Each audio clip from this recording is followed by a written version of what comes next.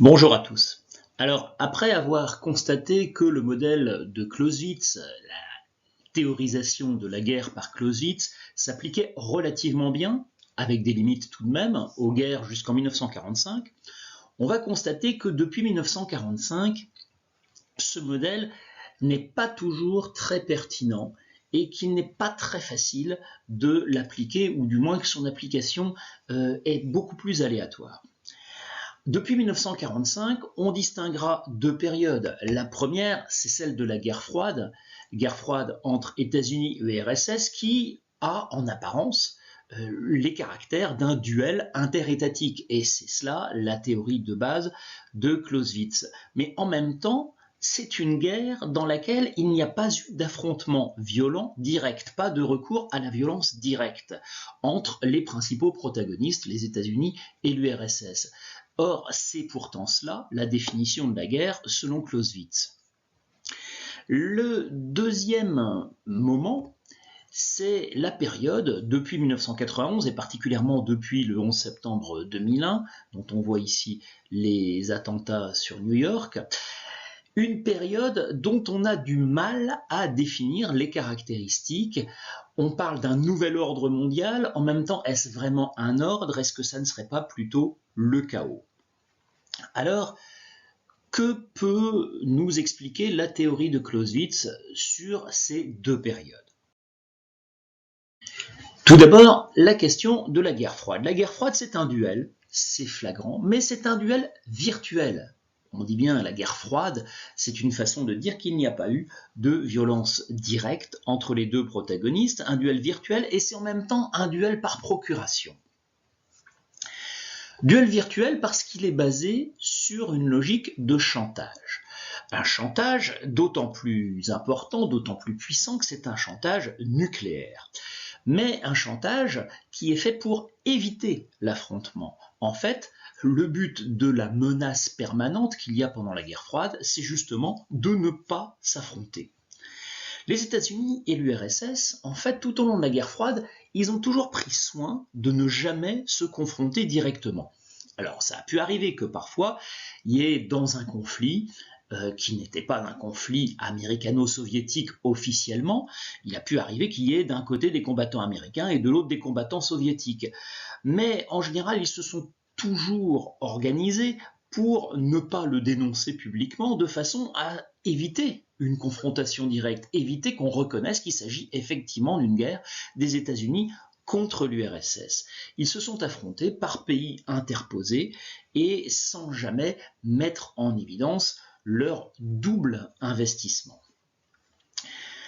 En fait, la véritable modalité d'affrontement pendant la guerre froide entre États-Unis et URSS, donc la véritable modalité d'affrontement direct, c'est le chantage nucléaire. Le chantage nucléaire, on en a un excellent exemple avec la crise de Cuba en 1962.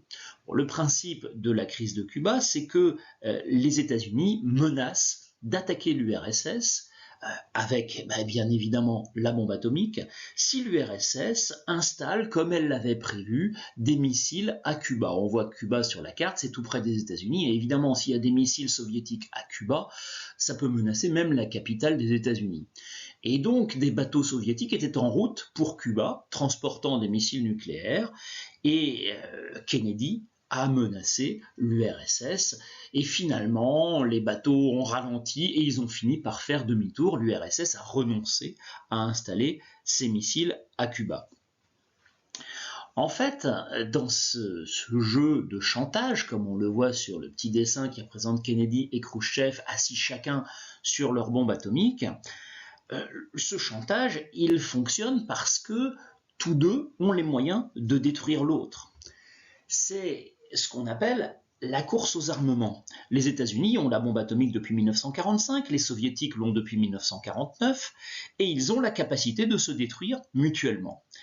En fait, il faut absolument qu'ils atteignent ce qu'on peut appeler la parité, c'est-à-dire qu'ils aient autant d'ogives nucléaires l'un que l'autre, autant d'armes qui soient aussi forts l'un que l'autre, parce que c'est la condition pour que ils ne s'affrontent pas. Ils n'oseront pas affronter quelqu'un qui est aussi fort qu'eux. En revanche, s'il y en a un qui prend les devants, là le chantage ne fonctionnera plus, puisque celui qui est plus fort a des chances de l'emporter. Donc, on lance dans les années 50 ce qu'on a appelé une course aux armements qui vise à atteindre la parité, et cette parité, on a appelé ça l'équilibre de la terreur. Évidemment, la terreur, parce qu'on sait que si une guerre se déclenche, c'est une guerre qui est capable de détruire le monde, c'est la Troisième Guerre mondiale. Donc il faut faire en sorte qu'aucun des deux ne soit plus fort que l'autre. Et c'est comme ça que personne n'osera s'attaquer. En fait, c'est une logique de dissuasion.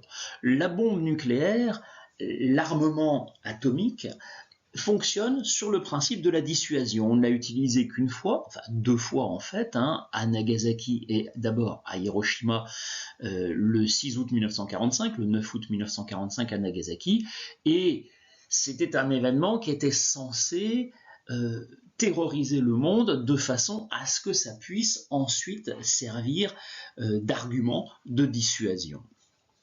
Ce qui fait que, une fois que cette course aux armements est lancée et qu'on sent que la parité n'est pas très loin, que l'équilibre de la terreur est à peu près établi, comme on le voit sur ce graphique, l'URSS a un peu de retard et finit par le rattraper.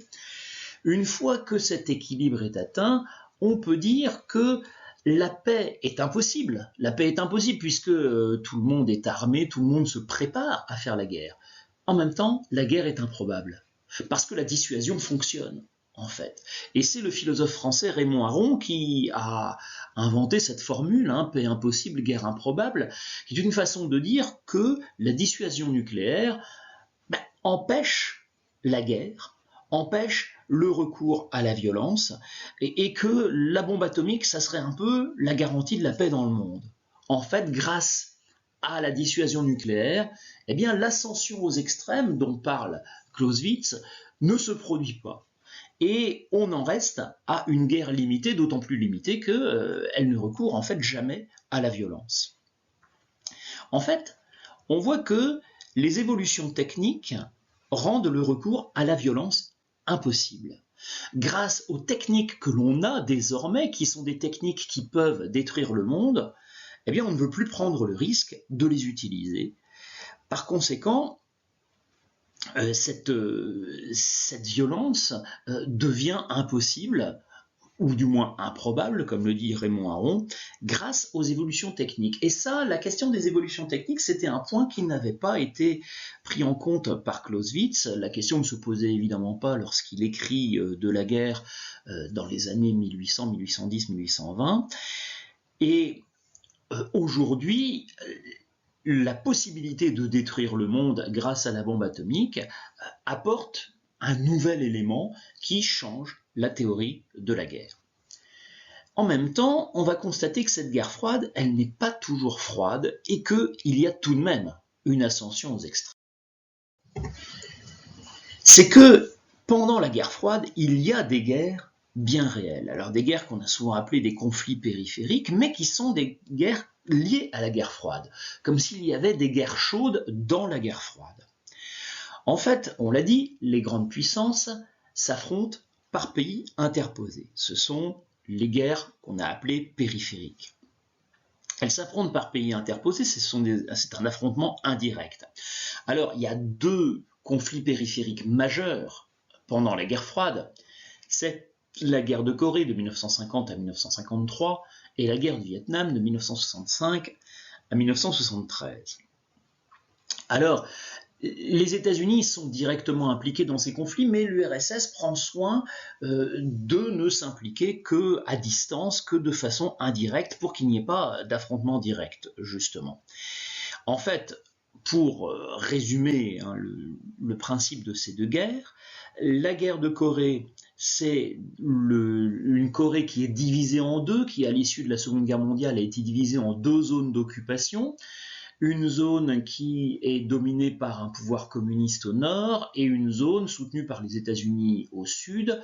Le nord communiste en 1950 envahit le sud, donc les États-Unis interviennent pour soutenir le sud et on voit deuxième carte que les États-Unis reconquièrent une grande partie du nord.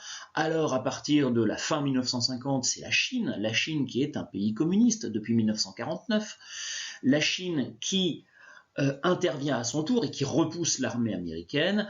Et finalement, en 1953, le front se stabilise autour du 38e parallèle. Soit dit en passant, c'était à peu près là aussi que la limite était fixée. Donc une guerre qui n'a pas servi à grand-chose, en fait, mais qui a été un affrontement entre un Nord communiste et un Sud soutenu par les États-Unis. Le Vietnam, c'est un peu la même chose. Le Vietnam, lorsqu'il devient indépendant, puisque c'est une ancienne colonie française, lorsqu'il devient indépendant en 1955, il est divisé en deux États. Vietnam du Nord, communiste, soutenu par la Chine et l'URSS, et Vietnam du Sud, soutenu par les États-Unis. Et dans le Vietnam du Sud, il y a une guérilla communiste qui s'appelle le Viet Cong, et le Viet Cong est soutenu, bien sûr, par le Vietnam du Nord communiste, qui lui-même est soutenu par l'URSS et par la Chine. Les États-Unis interviennent au Vietnam du Sud pour soutenir la dictature qu'ils soutenaient depuis l'indépendance du Vietnam du Sud, et qui combat à cette guérilla communiste et qui combat en même temps le Vietnam du Nord. En fait, dans les deux cas, les grandes puissances envoient des armes, les grandes puissances financent, forment les armées qui s'affrontent, et à l'occasion, elles peuvent intervenir aussi directement sur le terrain, comme le font la Chine en Corée du Nord, ou les États-Unis en Corée du Sud et au Vietnam du Sud. Ils peuvent intervenir, mais les États-Unis et l'URSS ne se retrouvent jamais directement face à face. Ils s'affrontent par pays interposés. Alors, ces conflits périphériques, ces deux guerres, en apparence, ce sont des conflits interétatiques. Des conflits interétatiques comme les décrivait Clausewitz, entre Corée du Nord et Corée du Sud, ou entre Vietnam du Nord et Vietnam du Sud. Pour autant, ce sont des conflits dans lesquels les civils jouent un rôle capital, que ce soit en Corée ou au Vietnam. Et ça, la question du rôle des civils, c'est un point qui n'a pas été beaucoup étudié par Clausewitz. Alors les civils jouent un rôle très important et éloignent ces guerres en fait du modèle interétatique. C'est en apparence des guerres interétatiques, mais dans les faits, ça apparaît beaucoup comme des guerres qui commencent à ressembler à des guerres civiles. Et en tout cas, cette implication des civils, cette mobilisation des peuples, fait qu'il s'agit de guerres absolues, comme l'explique Clausewitz. Il faut prendre la mesure tout de même de ces guerres. En Corée, il y a eu 1 million de morts militaires. C'est déjà énorme. 1 million de morts militaires, mais 3 millions de morts civiles. 3 millions de morts civiles en seulement 3 ans, ça fait 10% de la population de la Corée. Au Vietnam, il y a eu 1,5 million de morts militaires et entre 1 et 2 millions, on n'a jamais très bien su, de morts civiles. Et ce sont des guerres qui ont occasionné des violences extrêmes, des violences dans lesquelles les limites habituelles de la guerre étaient largement franchies avec de véritables crimes de guerre. C'est ce que Picasso a immortalisé dans son tableau Massacre en Corée, où c'est le massacre qui est resté le plus célèbre au Vietnam, commis par l'armée américaine, qui a été commis dans le village de My Lai en 1968. Donc, des guerres absolues dans tous les sens du terme.